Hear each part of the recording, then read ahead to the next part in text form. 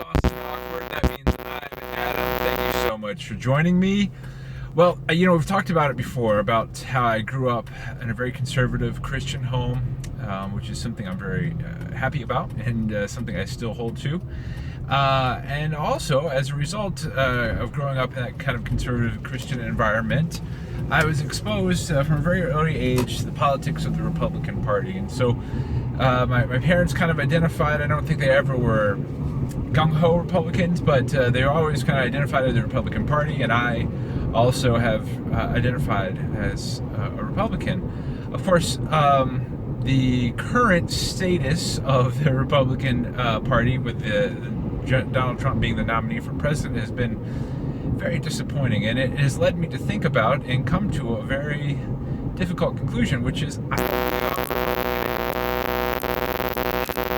and that's because I think the guys, and it is mostly guys, mostly white guys for that matter, who run the Republican Party and who represent the Republican Party, I believe they're full of baloney, and I don't think they're being intellectually honest with us. I do believe they're being very disingenuous. And you might say, well, that sounds like that's a loaded statement there, Adam. And I understand that, but for example, think about the deficit and debt spending. Republicans have gone to great lengths to talk about how they want to cut spending, they want to lower the deficit, they want smaller government, which is great, except for the fact that the only way to do that is to find some effective solution that will limit the impact, the budgetary impact of Medicaid, Medicare, as well as military spending and Social Security spending. And those are three realms, three items the Republican Party and the individuals in the Republican Party just refuse to tackle. In fact, they're almost afraid of tackling them because they're afraid it's going to cause them to lose voters or something. But if you don't tackle those, it's like you're pinching pennies while you're spending billions of dollars, and that doesn't work. It doesn't mathematically work. It doesn't. And so whenever someone says they believe in smaller government and they want to cut spending, but they're not willing to touch those programs or come up with some proactive solutions for those programs, then I think they're being a little disingenuous and more or less, I think they're lying to us. Another thing that bugs me is some of the policies, the way they're being enacted. We had, God bless George Bush.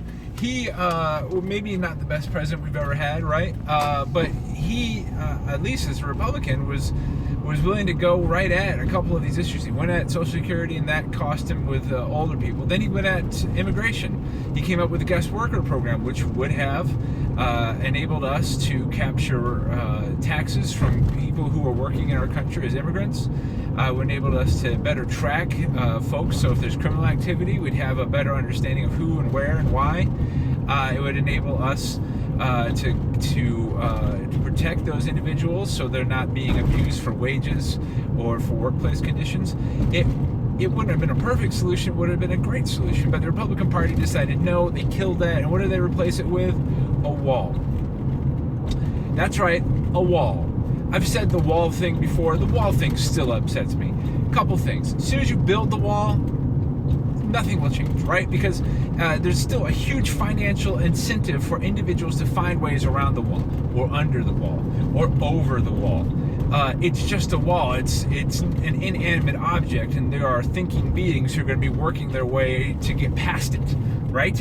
And of course, this is all because the immigration system, the legal immigration system, is so complicated, so expensive, so convoluted, that if you are an individual who is trying to immigrate legally, it's gonna cost you so much in resources and time that it becomes financially easier to just come in illegally.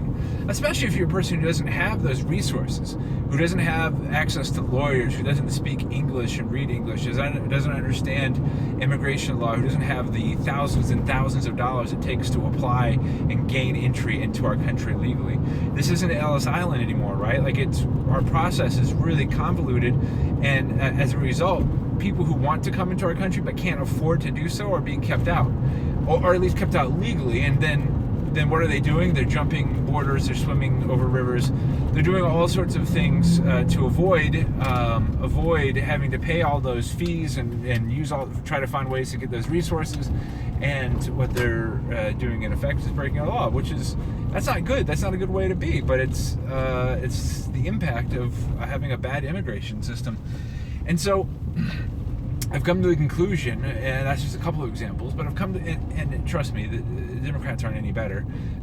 We're still in a place where the minorities in our country are being abused and used by a Democratic Party to gain power, but they are still suffering intolerable cruelties at the hands of the financiers, at the hands of the law enforcement, at the hands of our legal system, at the hands of our education system. So, trust me, I'm not swinging from right to left here.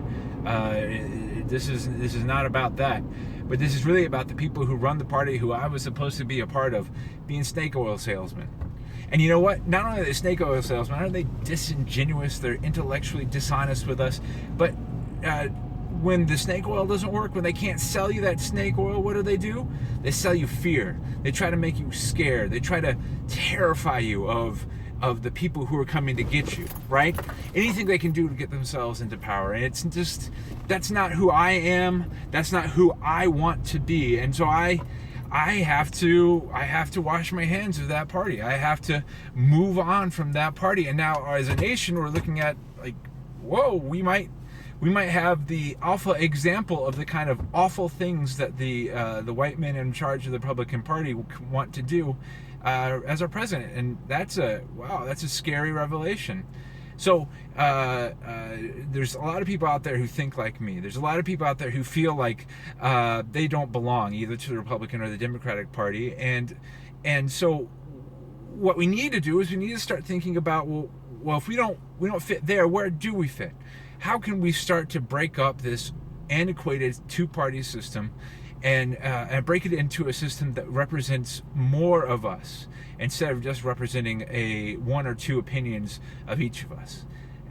It's a tough road to hoe for sure, but it's the place we need to go politically if we're ever going to get to a point where America works for more people. And so let's aim for that. Let's push for that, and let's hopefully not be crushed by the fascism of the coming regimes. All right, friends, thank you so much for listening. We'll talk again soon.